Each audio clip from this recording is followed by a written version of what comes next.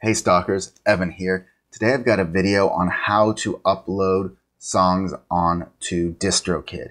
And this is going to be, I believe, what I hope is going to be part of a new series on how to create an entirely new revenue stream for stock music creators. If that's something you'd be interested in watching, please leave a comment down below. I'd really appreciate knowing if this is something you want me to pursue or not. What I'm going to try and do is basically create a series of videos where I upload my music onto Spotify, iTunes, Apple Music, Google Play, all of that through DistroKid, and try and get streams that way and try and create another kind of revenue source for me. Because I recently did a video wherein I showed how I'd gotten 100,000 plays on Spotify for my songs, but I only received $40. And a lot of you guys in the comments said, that's whack. You should have received $400, which was like, oh, what?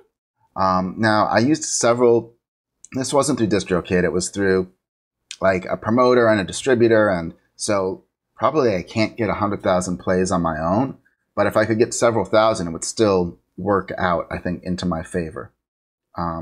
And why I think DistroKid is the best choice for this is because for $19.99 a year, you can upload unlimited tracks.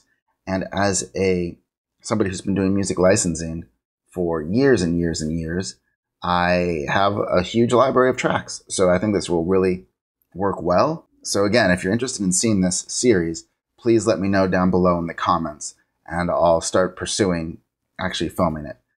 Before we get any further, I did want you to know that this is a post sponsored by DistroKid, and the reason that I partnered with them is because I've used them before privately. I really like what they do. They're a super simple, streamlined platform. It's very affordable. It's $19.99 a year for unlimited uploads. And actually, there's a link down below that'll get you 15% off your first year. And they're just good people. They're easy to work with. And for $19.99, I think you owe it to yourself to probably at least try and get your tracks out there.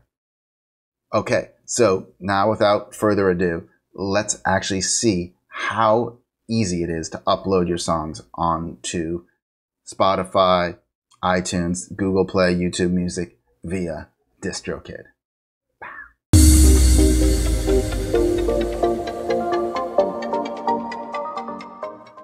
Okay, guys. So now we're actually getting into the meat and potatoes of uploading our song.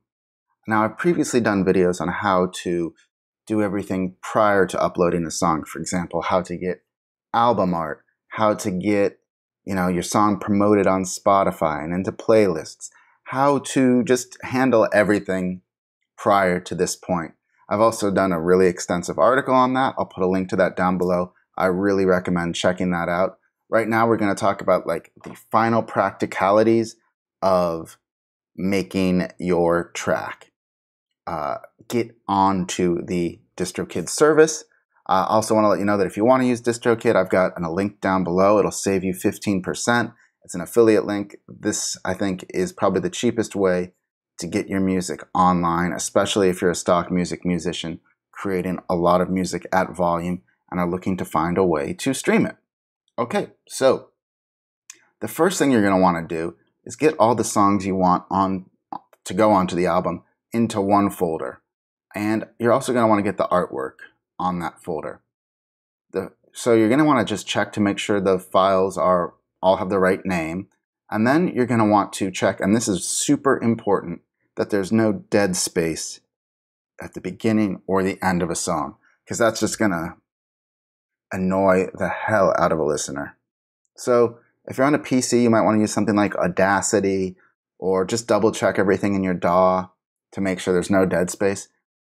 On a Mac, it's super easy. I think if you're at least running some of the most recent versions of Mac OS, to just get into this view on the Finder, hit Trim, and it'll show you exactly the waveform. And if there's any extra dead space, you can just sort of slide this over and trim it out. But that's actually a tail there. I listened to it to be sure.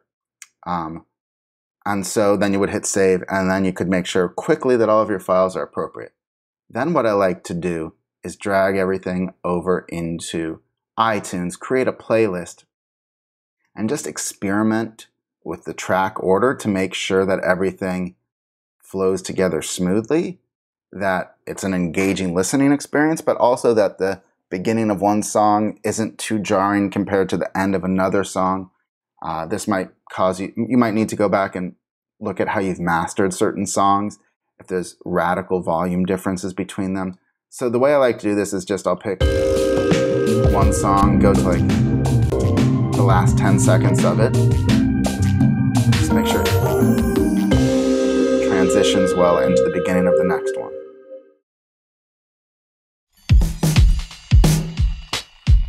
That works for me. So, and then just go through that and do that on every song to make sure there's nothing jarring or abrasive or anything like that. From there, you're pretty much ready to upload.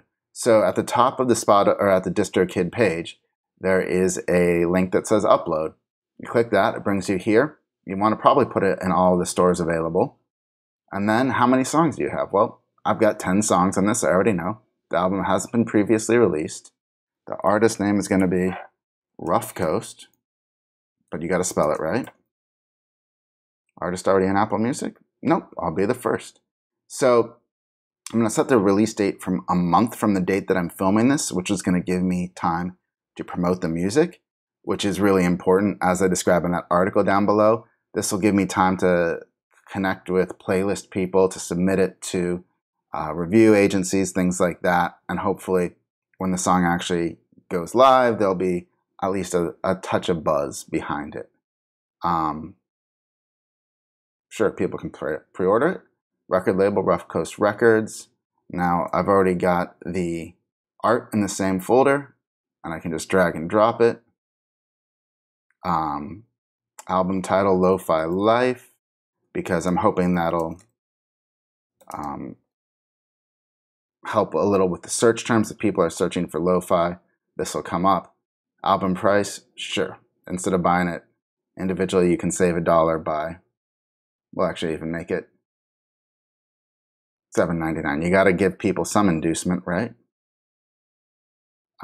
English, yeah, sure. Primary genre, hip-hop, rap. Secondary genre, I guess electronic. And a subgenre, down-tempo, chill out, more down-tempo. Okay, and now what we're going to want to do is upload the first song, which according to iTunes is called Get the Groove. So now we can actually just drag in from this folder, just drag it right here. I might even be able to drag it from iTunes, I don't know. Get the Groove. We don't have any parts or volumes or remixes, although down the line, after I release a couple of these albums, one of my strategies is going to be to do a remix of, I've got alternate mixes already from having done the music licensing, like the no drum version. So probably releasing those separately months from now just to keep some content going. And I actually think some of them are quite nice. Explicit lyrics? No, because there's just music. And I would put my name here, but I'll do that later. Radio edit? No. The song is instrumental. It contains no blah, blah, blah. And then preview, let the service decide. $9.99 for the track price. Beautiful. And then I do this for all my tracks. And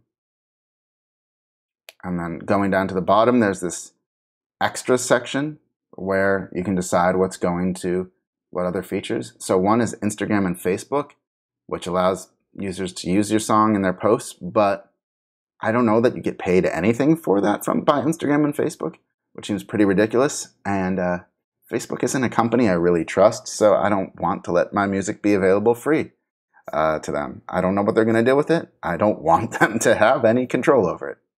The next one is Store Maximizer, which lets DistroKid automatically add your tracks to new vendors as they become available. And this might be useful, but I don't think it's worth $7.95 a year for the type of stuff that I'm going to be doing. I think, you know, at the moment, at least all major stores are out there. Not to say that new stores won't pop up at some point, but I think the big players are established for the time being. So maybe down the road I'd click that, but not right now.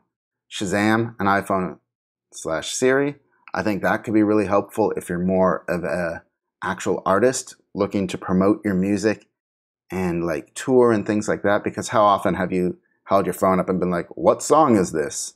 And tried to figure that out. But for me, that's not really the style of music I'm looking for. I'm trying to make it so that people will just kind of have my music on in the background and then leave a legacy basically as a one-time fee.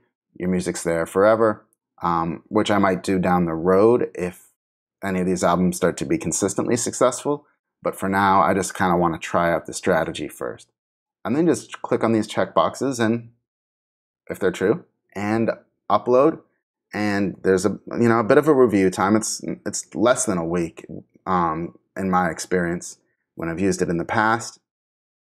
But I set the release date for a month from now, so that gives me time to promote, to start thinking about next albums, how to get this out there, how to get some traction. So I hope you found this video really helpful.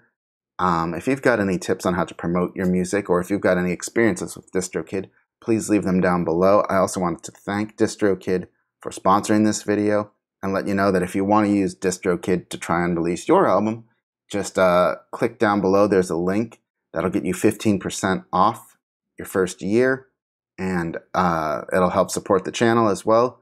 So thank you so much. Be sure to like and subscribe for more details about further ways to monetize your music licensing streams, how to be more successful at YouTube, on Spotify, and music licensing, and just how to make better music. Thanks. Bye.